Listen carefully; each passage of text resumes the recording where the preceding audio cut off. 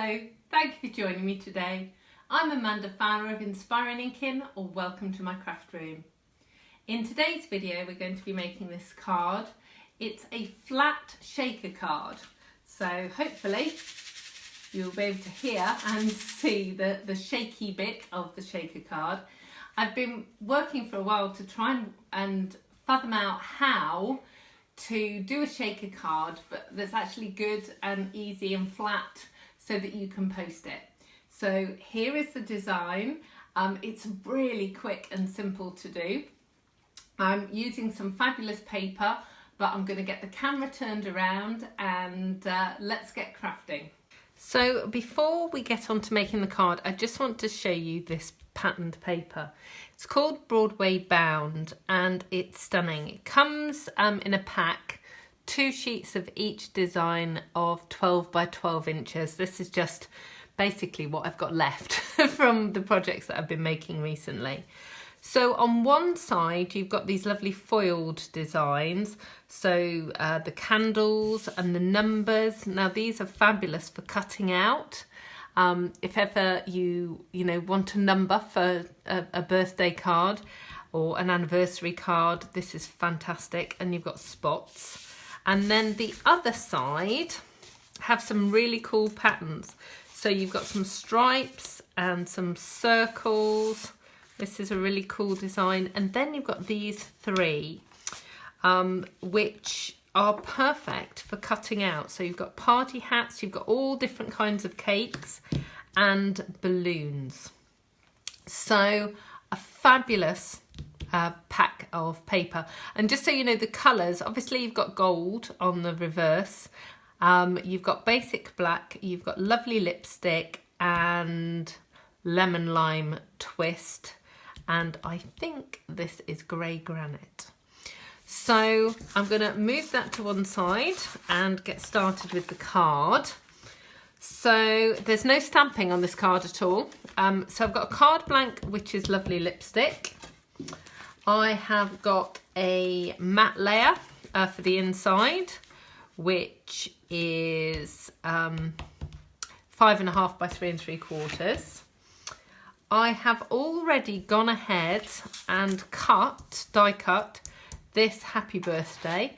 It's from the Happy Birthday Thinlits die. It's a really lovely die, but I've cut that out already.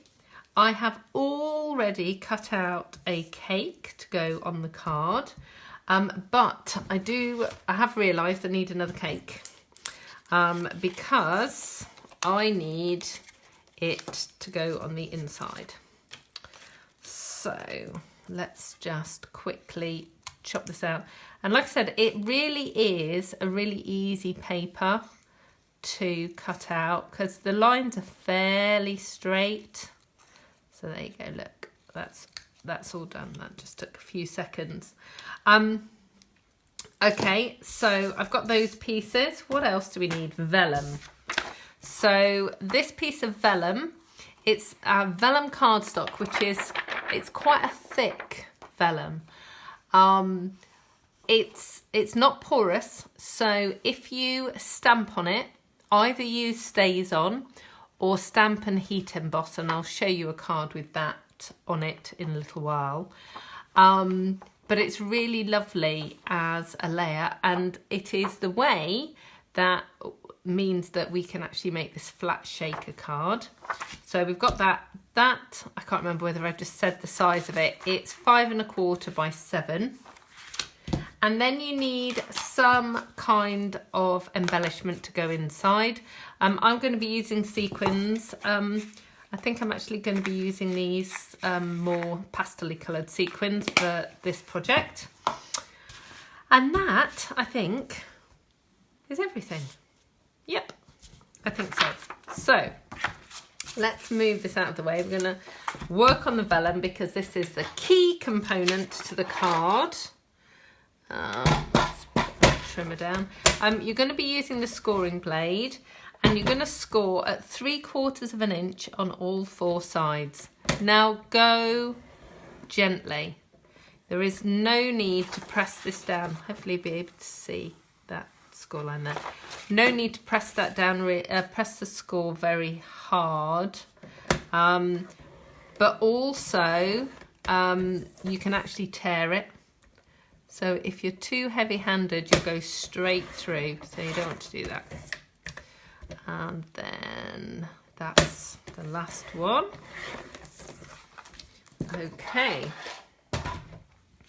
So we're just going to fold those over. Now, I have already cut the patterned paper. But this, because it's a speciality patterned paper, it's quite thick. So it's thicker than normal patterned paper. So it doesn't need to be stuck down on anything. It can just kind of stand on its own. If you're using a thinner weight paper, I absolutely would recommend that you stick it to a Whisper White layer. Okay. So this piece is going in here. Now at this point you need just to double check that it's going to fit nicely. And I can see that, let me just move that, it needs a tiny sliver trimming off on the side and the bottom. Basically, where you fold the vellum, it kind of makes the vellum a tiny bit smaller. So let's just cut a tiny sliver off there and there. So really small bits. Let me just tidy that edge up there. There we go. Right, so that is now going to fit perfectly inside there. So let's trim off these edges. So we're going to trim off the corners.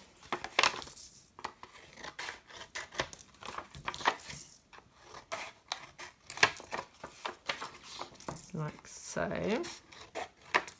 And then we are going to use double-sided tape. And I've been using quite a lot of double-sided tape on my projects just lately. Basically, because for this project, because the vellum isn't porous, the Tombow glue just kind of sits on the surface for a little while. And it just means that it moves too much. So I'm using double-sided tape. And this is our amazing tear-in tape, which does exactly what it says on the tin. You tear it and it lifts really easily. So you're going to put the side that you want to see face down, and then you're going to lift off the tape on 3 sides. Now I have to say a thank you to a couple of my customers for this, to Pat and to Trish. I was teaching this card in a class a few weeks ago, and I was putting the sequins in right at the beginning, and they both independently at separate times said, why don't you do it like this? And it was genius. So basically they said, why don't you make it so it's like a little envelope, and then you put your sequins in, and then they won't fall out and go everywhere. Like I said, genius. So tip in your sequins, you know, and put in as few or as many as you like. It doesn't matter.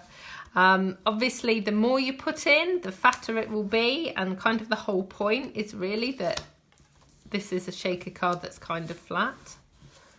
But you know, it depends how much shaking you want. So now we are going to put our happy birthday on, and that's going to go on there, and then we're going to put the cake down at the bottom. I'm going to use my trusty Tombow, certainly for the cake, or firstly for the cake, should I say. And just put a little bit there where the candles are. So that's going to go on there like that. And just give it a minute to grab.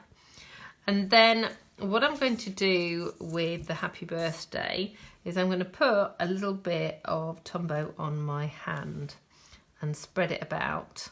You can do this with a sponge, but this is kind of the way I've always done it. And then I'm going to take my happy birthday and just tap it over the glue. And basically what that does is, can you see, it gets glue in all the places. Now, that means then that you've got glue everywhere that you need it to be. And then the happy birthday can go straight down. Of course, now I'm going to have to run away for a second and get a wet wipe to clean the glue off my hand, as otherwise it's going to go everywhere. Right, okay, there we go. So that's all cleaned off. So we'll just leave that for a minute to dry, because as I said before, the Tombow, it just takes, let me clean the Tombow off as well. It just takes a minute for it to kind of grab. So I'm going to find my little cake. So we'll put that on the inside layer.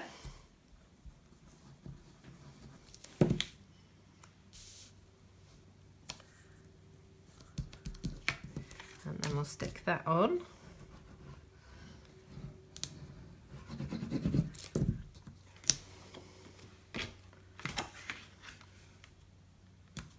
Like so. And then I'm going to use double-sided tape again, and I'm actually going to put 4 strips on, so I'm actually using quite a lot of tape. Kind of once this has got the sequins and the vellum and the cardstock, it's fairly heavy, so you really do need to make sure that it is all going to stay on the card front once you put it down. So let's just lift off.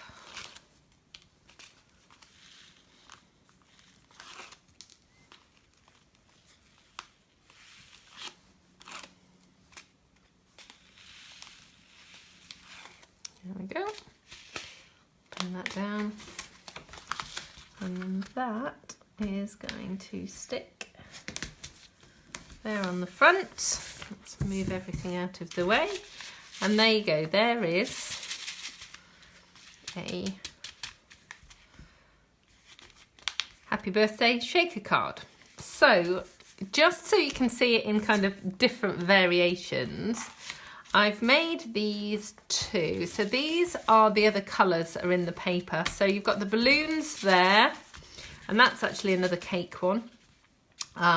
These obviously haven't got additional embellishments on, and these are using the metallics, or the neutral sequins, I think they're called. No, metallics, metallic sequins. So those all work really well. I have made a few others. Because, you know, when you start making one thing, you do other things. So let me just move those out of the way. I'll leave that one there so you can see that one. So this one is using the hat paper, the party hat paper. And I'm hoping that the camera's going to be able to pick up.